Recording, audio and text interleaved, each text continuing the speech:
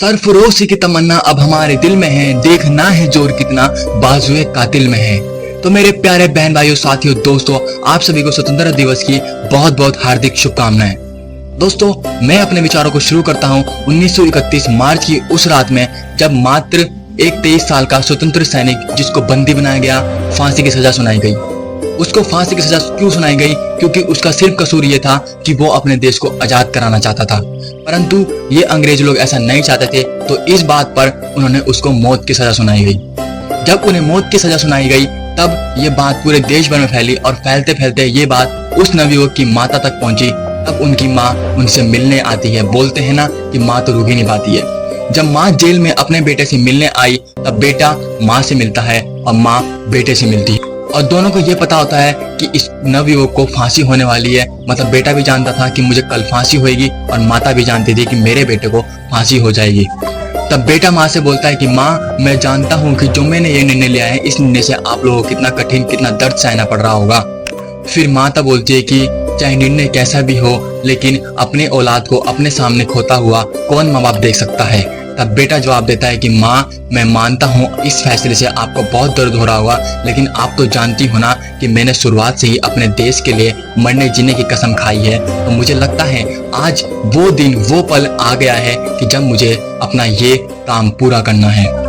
तब उस नवयुवक की माँ अपने आंसू पोंछती है और बोलती है कि बेटा, मुझे तेरे इस काम से बहुत गर्व है, बहुत नाज है, क्योंकि जो तू ये काम करने जा रहा है ना, जो तूने निर्णय लिया है, ये हर कोई नहीं ले सकता, ना हर कोई कर सकता है। बेटा माँ के हाथ पकड़ के बोलता है, माँ, तेरे बेटे का ये बलिदान मैं व्यर्थ नहीं जाने दूंगा। अगर आज एक भगत सिंह बलिदान देगा ना, तो ना जाने इस देश में कितने वीर भगत सिंह बनकर बलिदान दे सकेंगे। अब हजारों भगत सिंह बलिदान देंगे, जिसमें तेरे बेटे इसकी हर एक छवि उन वीरों में दिखाई देगी। तो ऐसे हमारे भगत सिंह थे कि वो फांसी पर हंसते हंसते लटकना मंजूर करते थे, लेकिन किसी गुलामी नहीं सहन करना पड़ते थे। ऐसे ही हमारे इतिहास में अन्य नाम, कितने नाम हुए जिन्होंने हमारे देश के लिए बहुत बलिदान दिए, जैसे सुखदेव, भगत सिंह, महात्मा गांधी, सुभाष चंद्र बोस, चंद्रशेखर आजाद। दोस्तों, कितने दिन लग जाएंगे, लेकिन नाम खत्म नहीं होंगे। तो दोस्तों, आप के टाइम में जो हम सांस ले रहे हैं इस खुली हवा में, इस सांस के पीछे ना जाने कितने वीर जवानों ने अपनी सांस छोड़ी है। ये आजादी हमें दान में नहीं मिली है। इस आजादी के पीछे हमारे देश के कितने वीर जवानों ने अपना खून बलिदान दिया है। ये आजादी हमें ना दान में मिली है। इस आजादी के पीछे ना जाने कितनी माओं ने अपने दामन सूने करे हैं।